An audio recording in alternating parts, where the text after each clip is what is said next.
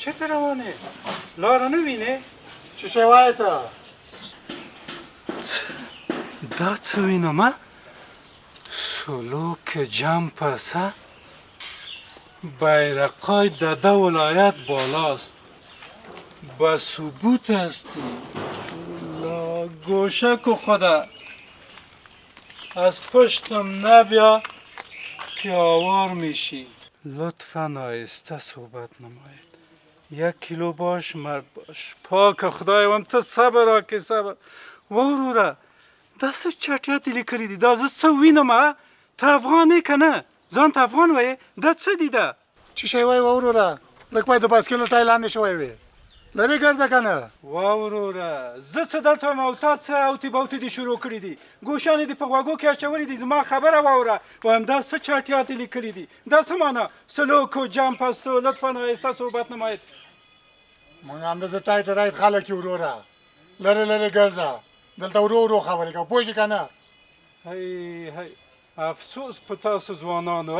څه افسوس؟ خوشحاله یه خود خوشحاله یم سټایل ده که نه لعنت دې په دغسې سټایل شي پوه شوې که نه څه شي کړي څه خرابي ده په ده کې بیرغی د دا ولایت دا بالا څه معنی ته نه پوهېږې وروره وروره څنګه نه پوهېږم د خدای روی ته وګوره زه څه وکړم لږ د چې لیونی شم تاسې ځوانان چې زه وینم او له دغسې سټایلونو نه وایم لږ د چې لیونی شم لیونی زه څه وکړم تا ته زور درکوي موږ ځوانان داسې لوکس لوکس وینې ښه هی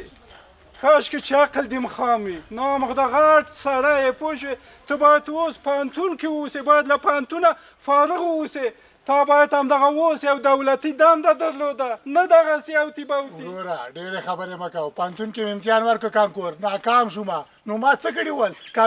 کامیابه شوی به یې ووایه چې درس مې ویلی په داسې کارو باید ته کامیابه شوی وې خو درس نه وایې ټوله ورځ دې عبث تېروې ټوله ورځ یې په دغسې کارو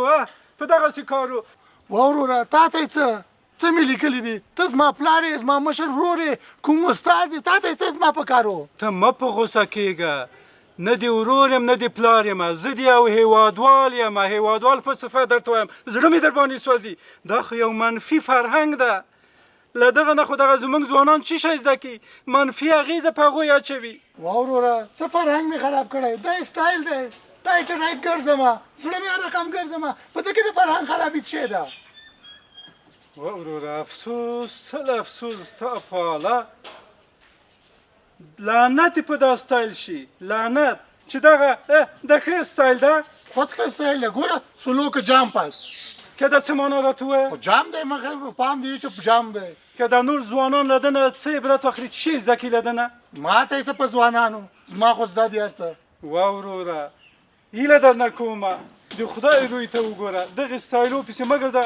دغه بې فرهنګه سټایلو پسې مه ګرځه دغه پرېږده دغه لعنتي سټایلونه پوه شو که نه درس دې وایه تعلیم وکړه زده کړه وکړه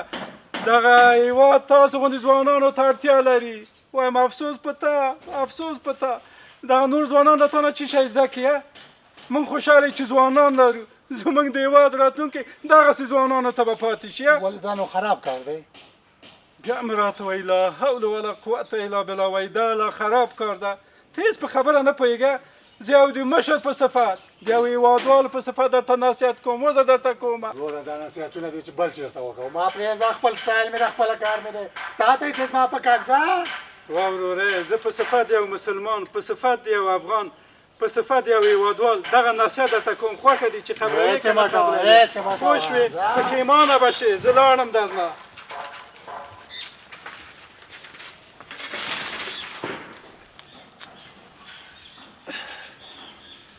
کاشکې مې د ده خبر منلی وای زنګون مې ژوبل شو د مشرانو نصیحت باید ومنو دا څه معنا رښتیا چټي مې ځان ژوبل که په دې چټي سټایلو باندې